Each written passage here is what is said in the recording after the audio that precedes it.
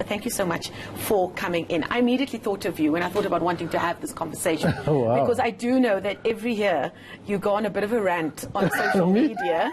Yes, a rant, a foodie rant. It's the best kind of rant about our eating habits when it comes to Christmas Day. Now, there's so many factors at play here, most of them being the pressures of tradition, the pressures of family. This is what we've had on the Christmas menu for all the years. Why do you young people want to come and change it? But if you think about it, we're in our third heat wave, and it's not going to let up. Come the 25th of December, there we're going to be in the middle of 30-degree weather, eating turkey and heavy sauces on our veggies and gravy and roast potatoes. Why do you think it's time we change these traditions? Well, Marcel, when the British colonized all the countries they colonized, they actually exported culture to the world. That's how they colonized so many countries. And one of them is Christmas lunch. We have this thing where we want to repeat or copy what we see in movies and what we see on television. That huge turkey. We don't even have turkeys in Africa. But we're busy roasting turkey for a Sunday lunch. And we South Africans love flavor in food. We love having soul in our food. And you can't get that out of turkey. No, you can't. And it doesn't matter what you do, what butter you put under the skin and herbs and all kinds of other tricks. Some people put it in a Weber because they hope that roasting flavor happens. It just doesn't work. What is an alternative to a turkey? Well, like you said, we're having a heat wave. So I always tell people, we have the most beautiful weather in December. It's summertime, you're on holiday, everyone is running around outside. Have a simple braai. There's no need to be elaborate, there's no need to go fancy. But if you do have a braai, try be different on there. I mean, we South Africans have a coast that runs along the west, the east, and the southern coast, and we have fish in abundance. So have seafood braais, for example. What we do in Easter, where we celebrate having fish, do the same for December as well, for Christmas. So I'm a big proponent of telling people to have more vegetables and seafood on their braais instead of heavy meats on there. Now let's talk about sides. I always find this is something that people stick to, the tried and tested. So you think Christmas lunch, I think of the household that I grew up in, you're going to have that big mix of cauliflower. I hope my mother's not watching. She's going to kill me. You have a mixture of cauliflower and broccoli, and then of course that delicious cheesy sauce that goes over it. There's roast potatoes. I remember my sister one year tried to bring in carrots and fennel and that kind of thing. And the older generation was like, oh, this is different. Question mark, question mark. Can you suggest a couple of interesting sides? The key with the older generation is to give them stuff that they know, but give it a little bit of a twist. For example, beetroot. I mean, we all know that running beetroot on the plate turns everything purple. Instead of boiling beetroot, rather roast it. Instead of putting it in vinegar, after roasting it, mix it up with balsamic vinegar, add some feta to that, add some fresh greens. It's summer here, so we have a lot of herbs and fresh greens. Basil is in season, watercress, put that in there instead of lettuce on its own. Play around with also indigenous crops as well.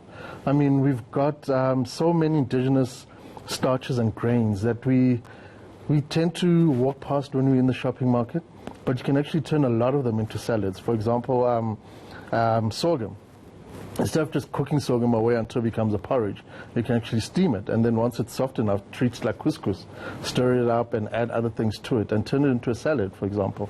So it's about getting light meals and also things that are good for you. And if you have those light meals, I mean, you can actually eat more. Yes, right? you have space so to put other things in there. won't kick in that heavily, and then you'll be ready to go again a little later on in the day. Exactly. Low GI is what you're trying to punt. You want to remember December, not remember that you slept through December. Right. So don't sleep through December. Have light meals. Have colorful meals as well. We're in summer. We're not doing the beige roasts and the beige bread sauces and bread puddings that they do in Europe. Now, a tweet that caught my eye when I was preparing for this interview is a friend of mine on Twitter called Florence de Vries, and unfortunately we can't show you that tweet, but I'll just read it for you, because this is away now just from the menu, but the pressures that we face when we all of a sudden as adults have to go back into our mothers, our aunties and grannies' kitchens around these very important festive celebrations. And she says, my mom's email with the subject line Christmas, and this came through a few days ago already. Sissa, ma maak roast duck, baked chicken mushroom pie, beetroot, feta cheese salad, green bean salad, baby carrots, fried potatoes, in 'n lekker groot trifle. Wat gaan julle maak? Tell her she'll bring the gravy or something. And she was saying to me, it's a standing family joke that her mother wants everybody to be involved, but in the end she actually just ends up doing everything. Now, you've spoken at length about your relationship with those strong female figures and the influence on how you've cooked and your chefing career. Do you find it difficult around festive seasons to enter into those spaces that aren't necessarily yours? Yeah, I always tell people, don't tell people who I am and what I do for a living, but unfortunately now I can't get away from it. There's always that eye looking at me like, this one's going to mess up our dishes. But it's gotten better over the years. People have started to accept that we need to celebrate our food, but in a new way, in a more modern way. So I don't get as much conflict as I used to back in the day. I try to look at the recipes that our mothers and grandmothers used to have as inspiration, and use those to change and go forward and do new things with them. Well, that brings us perfectly to your book, Dijo. I'm pronouncing that right? Yes, it created quite a stir when it came out a year ago. Can you believe it? Your first book coming out. And it's become an official South African bestseller. This story telling your journey with food, where you come from, the joy that you found in cooking and food, growing up in Soweto. And it's really resonated with South Africans. And that's why it's been flying off the shelves to the point where it's going into reprint now, just in time for Christmas. Yes. Tell us about that journey and hold up the book for us. Oh, this, my baby. If you ever decide to write a book, you have to be very strong. It took me about 2 years to write it, but I told my publisher that I wanted the book to resonate and to be authentic, to tell our stories. A lot of us grew up in the township and we see our food as poverty food for some reason.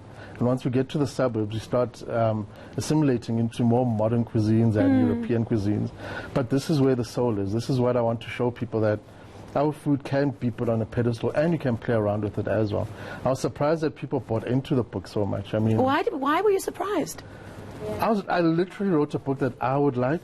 I don't think people would agree with taking South African cuisine and twisting it a little bit here and there. But ironically, that's what made the book sell well, to a point where we're actually reprinting it now.